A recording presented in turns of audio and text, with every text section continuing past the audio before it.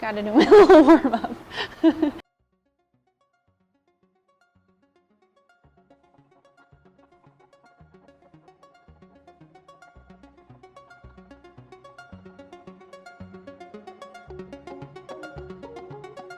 Hey guys, it's Meg from Farmgirl Flowers. I'm going to be showing you how to style Gerbera daisies today. To start, we've got about 40 stems here of a mixture of colors of Gerbera daisies.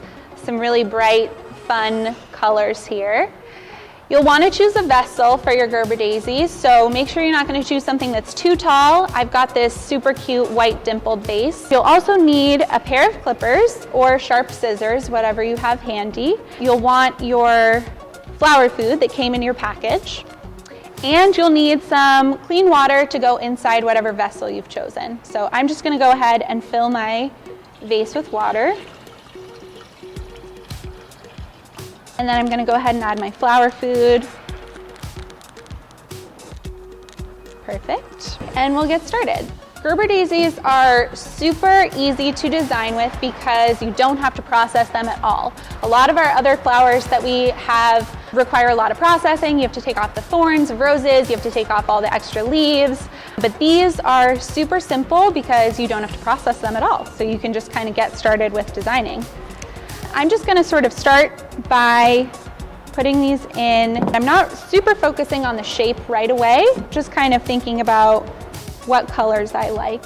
I'm kind of trying to make sure that I have things at different heights.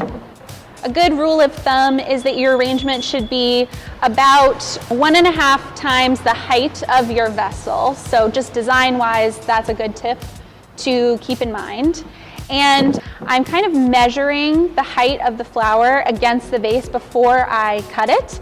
I want to make sure that it's the right height and not too tall or too short.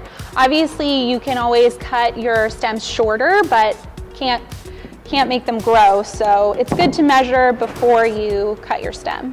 I'm just kind of always measuring as I cut so that I can have an idea of how tall I want that stem before I go ahead and cut it. As you're designing and putting things in, it's always a good idea to kind of keep turning your vase around so that you can make sure that it's going to be a beautiful 360-degree arrangement and you will have filled in all of the spots equally all the way around. So I would just always keep readjusting and turning as you go. Again, measuring all your stems as you put them in and kind of just turning to make sure that you like it from all sides. I always sort of say that every time you add a stem, you should be rearranging something, just to make sure that you're kind of covering all the spots and keeping it interesting looking. I'm going to go ahead and start filling in a little bit in the middle here. Now that I'm sort of creating my overall shape, I'm going to maybe go ahead and start filling in the middle a little bit. And I might put a couple things a little bit lower in the center just to fill in that space.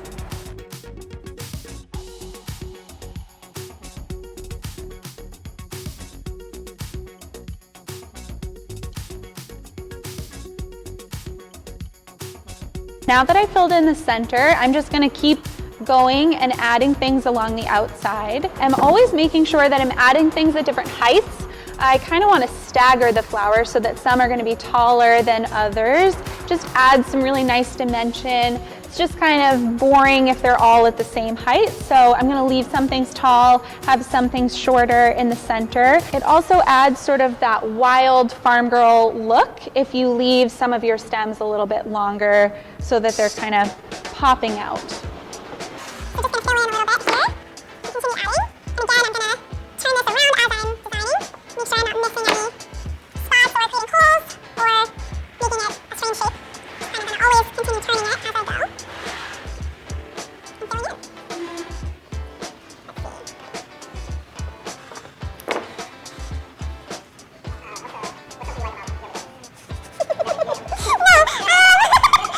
Okay, something I like about Gerbera daisies is